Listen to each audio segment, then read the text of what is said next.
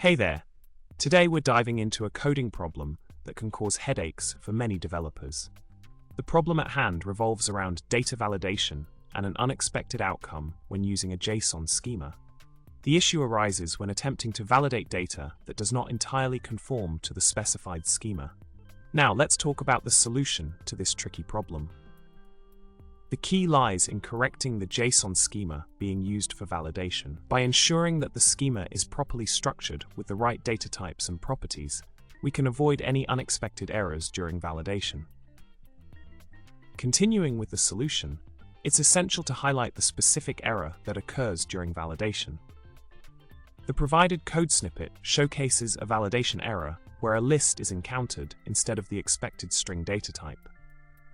This type mismatch triggers a validation error, emphasizing the importance of accurately defining the schema for successful data validation.